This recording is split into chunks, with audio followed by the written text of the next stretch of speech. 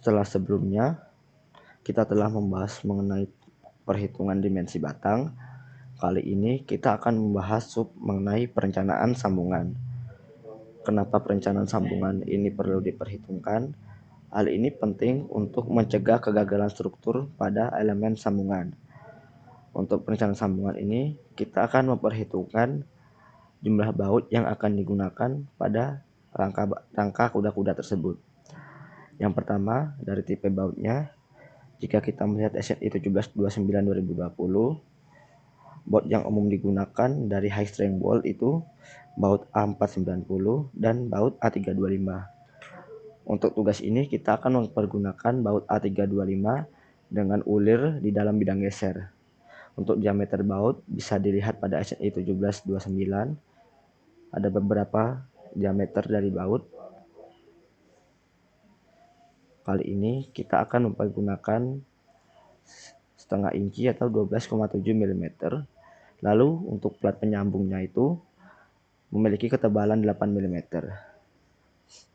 Untuk baut A325 dengan ulir di dalam bidang geser, ini kekuatan geser dan kuat tariknya bisa dilihat pada SNI. Kekuatan baut ini perlu bila kita akan memperhitungkan kekuatan baut pada perencanaan sambungan. Namun kali ini kita akan lebih berfokus kepada elemen-elemen yang berkaitan dengan penyambung.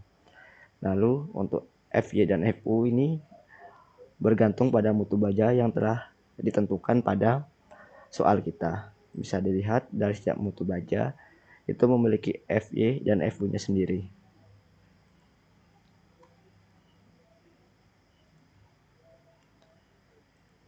Selanjutnya kita akan memperhitungkan dari luas baut.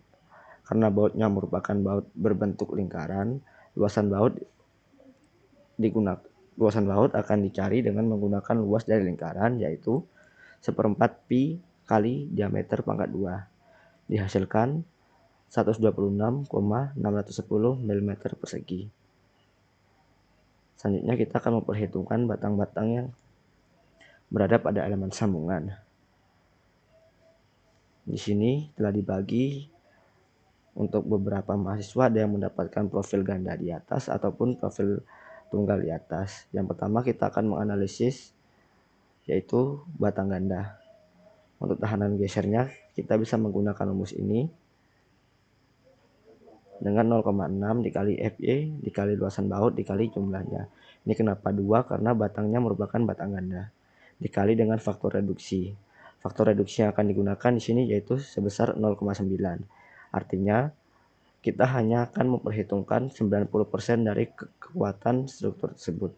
Jadi apabila struktur tersebut mampu menahan 100 kg, kita hanya menganggapnya dia mampu menahan 90 kg.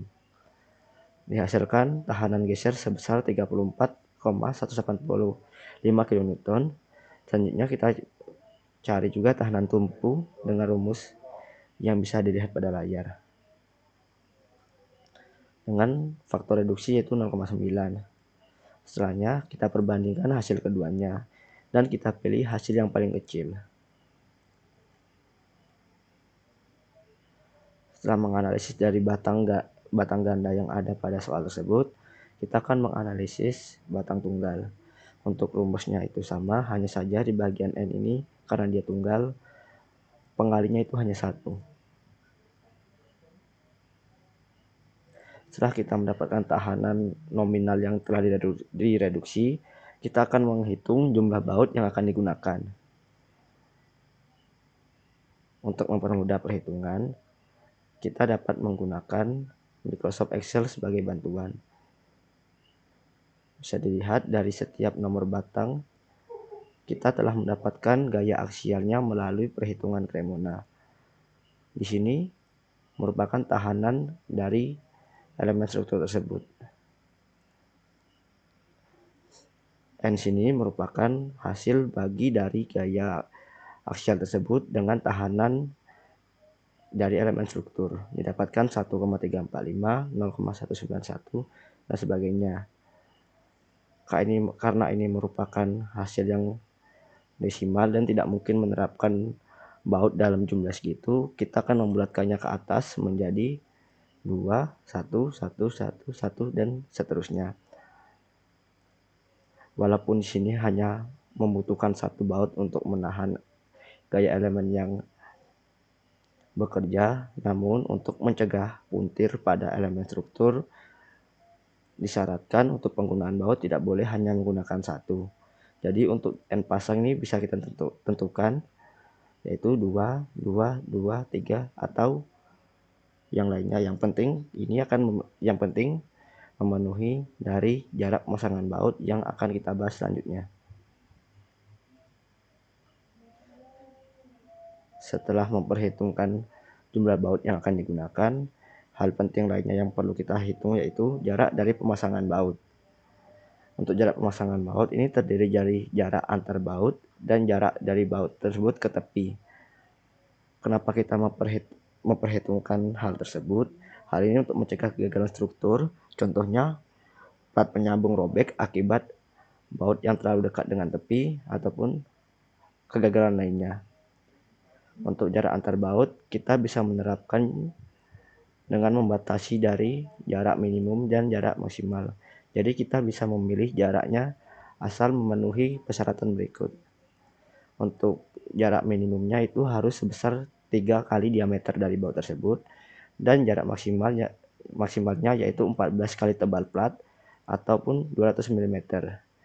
Di sini dilihat jika 14 kali tebal plat lebih besar daripada 200 mm, maka nilai yang dipakai adalah 200 mm. Selanjutnya dilakukan perhitungan untuk mencari jarak minimum dan jarak maksimal. Didapatkan jarak minimum pemasangan antar baut yaitu 38,1 dan jarak maksimalnya yaitu 112 mm. Lalu jarak baut ke tepi dengan jarak minimal 100,25 kali diameter dan jarak maksimalnya yaitu 12 kali tebal plat atau 150 mm. Didapatkan hasil tersebut, jarak yang bisa kita gunakan yaitu di atas dari 15,88